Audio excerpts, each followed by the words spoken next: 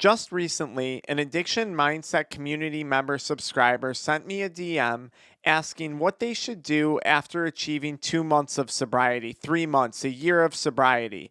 And they wanted to know specifically how I stay sober. And when I read this question, I really had to think about what is it that's attributed to the success that I've had so far in my sobriety process. And I came up with 5 categories for you guys that I'm going to share with you and break down in today's video. Those categories are going to discuss my relationships, my hobbies, exercise, the work that I do, and books that I read, which has a series of subcategories to it. The first thing I want to talk about is the books that I read. And I think books are super important, whether I'm listening to audiobooks on Audible or whether I'm reading physical hard copy books, which is what I prefer to do. This is huge for me. Now, the first category of books that I read are books related to addiction. And these books are great because not only do they help me stay on track with my own struggles that I've had throughout the course of this, but these books are also excellent because they're a source of information that I can use right here on the Addiction Mindset Recovery Coaching YouTube channel. I can summarize these books for you guys in videos to pass the information along. One of my favorite books right here, Rational Recovery. If you don't have this book, it doesn't matter what you're addicted to. This is a must-have by Jack Trimpey. Excellent book. So the first category of books that I read are books about sobriety and recovery. That helps to keep me on track, right? I don't go to meetings. I don't have a sponsor. I don't have a group or anything that I'm part of. Maybe, obviously this addiction mindset community. These books are awesome. And they're for 2 reasons. It continues to support my sobriety process, but it also provides me with content for my business, which is we're going to talk about in a minute. Another category of books that I read are books revolving around business. So I have a YouTube channel. I have chiropractic offices.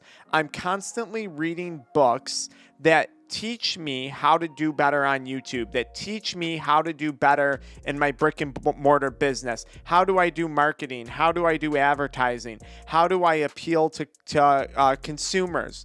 I'm constantly trying to learn those things. And then the last category would be like health related self-development books. This one, The Carnivore Code by Paul Saladino. I recently got really into doing a carnivore-based diet. Awesome book. And then other books that I read too for my psychological well-being. A book like this, Mindset. Another great book, Why Zebras Don't Get Ulcers. The Brain Keeps the Score. Your Brain on Porn was another one I read recently. Just books that have to do with self-development and health, because those are categories of my life that I'm interested in. I'm interested in my recovery and sobriety process. I'm interested in furthering my health, and I'm certainly interested in building my business up. When it comes to my business, that brings me into the next category of sobriety. I think having a job or something, a side hustle, whatever you want to call it, that you can be passionate about is so crucial for people who struggle with addiction. Addiction is an obsession, and the only way to cure one obsession is with a new obsession. And my new obsession became YouTube and addiction recovery coaching and making courses and making videos to help you guys quit, along with, of course, my other businesses as well that I'm involved with. I'm involved with a CBD company. I'm involved with my chiropractic practice. Just recently, I'm starting to look more into real estate related stuff. It's like ADHD to the max when you're with me. I cannot just focus on one thing. I need multiple things going on at once, and I get a lot of satisfaction out of working hard and making deals and making videos and just watching my businesses grow. And the reason for that is because when you're working, there's always something to do, especially if you're working for yourself. That's why I think people in recovery or in active addiction, even many times, make such excellent entrepreneurs because this always gives you something to do, something to focus on. There's never a dull moment. And I can tell you, I don't want dull moments in my life because boredom was always my worst enemy when it came to addiction. So I do what I can to not be bored. But I would really tell all of you guys, you got to find something that you can get into and get passionate about. And I would recommend some type of career path or side hustle or whatever you want to call it. You have to have a sense of purpose. If you're just wandering around aimlessly all day long without feeling like you're accomplishing something, there's a lot of opportunity for addiction to take advantage of you. And that's certainly what we don't want. And look, being a stay-at-home mom or a stay-at-home dad, those are full-time careers. That's a full-time passion. So it doesn't have to be in like a professional setting or in an entrepreneurial setting, although I do recommend the entrepreneurship thing. Okay. Exercise. This is, of course, like the third category that I'd say is super important. I feel good. Exercise is truly how I get a high. It's how I release endorphins. It's how I release those naturally occurring endocannabinoids in my system. Exercise certainly helps to keep me on track. It's something I try and do almost every day, whether it's cardio, weightlifting, maybe I just go to the gym and go in the sauna. Although I did just buy a sauna blanket for my house because I love sweating. Any of those things, exercise I think is really, really important. And I highly recommend exercise to anyone who's beginning to quit an addiction or getting into their recovery process. What if you already exercise and you're struggling with smoking weed or vaping or drinking alcohol? Well, that's okay. Continue exercising when you quit. I bet you're going to find that your health improves over time and that your exercise capabilities improve with it. Another thing that I mentioned was my hobbies. And I think that's really important because when I'm not working or when I don't want to deal with the stress of work, I have hobbies. I have things that I enjoy doing. I really like shooting. I do target shooting. That's an endless rabbit hole to go down, from how to clean a firearm, how to properly shoot one. There's so much equipment and parts that you can buy for them and upgrade them and all that stuff. And, it gives me a goal to work towards, like financially. Maybe I want a new scope, but a scope, they can be really, really expensive. So now I got like a financial goal that I want to meet. And how am I going to do that? I'm going to meet that financial goal by doing better in my business. How am I going to do better in my business? By reading books about my business. How am I going to have the energy to read books about my business and do better in my business? By reading books about how to better take care of my diet and then applying those principles. See how that's all connected, guys? See how this is one big circle here that I'm developing? So that's a great hobby of mine. Golf is another really good hobby. These are things that I can constantly work to improve.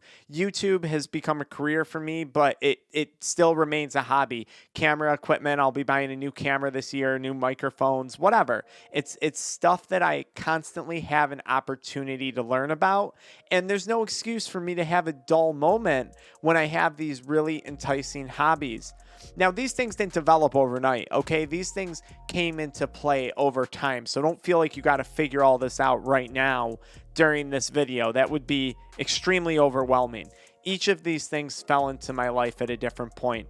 And another really crucial thing for me personally is certainly my relationships, especially the relationship I have with my wife. I think it's very important to have someone in your life that's going to build you up, someone that's not going to tear you down, someone that's going to support you, whether that's a significant other or a family member or a friend or a faith-based community, whatever. I feel so strongly that having healthy relationships present in your life is crucial. Now, all of my eggs don't lie in any individual of these baskets. I met my wife after I got sober, so I did that. She wasn't in the picture at that time. And what I'm saying is you don't want to invest all of your sobriety into one of these categories, because if I lose my business tomorrow and my sobriety just was dependent upon my business, well, that'd be a mess. If God forbid, we ever separated, me and my wife, that'd be horrible. But, I have other support networks, other support systems out there to protect, staying sober. And that's what I'm trying to explain to you guys. And that's why it's not just one thing that helps to keep me sober. It's multiple things. And this leads into another question that I was asked today. It was kind of, the question said, Dr. Frank, like, do those cravings ever go away? Like, I can't imagine myself ever being straight edge, ever being 100% sober. And that's normal to not be able to imagine yourself in that position in early sobriety. But I think when things in life start to fill in the gaps that addiction was filling, I think it's hard to imagine yourself being under the influence. I've have so much constantly going on at this point in my life, between the books that I'm reading, the careers that I'm working on, the relationships I'm developing, my hobbies and my exercise. I can't imagine being drunk or messed up, because I wouldn't have time to go do all these other things that I've been doing and doing successfully. So I don't have time for addiction anymore. I couldn't imagine having time for addiction. And that's what I'm hoping you guys create for yourselves. So hopefully this video helps you out. Hopefully it gives you some ideas of what you can do in your sobriety process to make it last as long as possible. Well, hopefully forever, right? And guys, this was not an all-inclusive list. Of course, for many people, a strong faith-based community is important. Maybe their art or their music career is important. Each to their own. This is my experience in my addiction recovery process. You're going to develop your own experience and your own sobriety process. So just keep that in mind. This might not fully apply to you. Follow me into the next video where I talk more about how weed was causing me anxiety.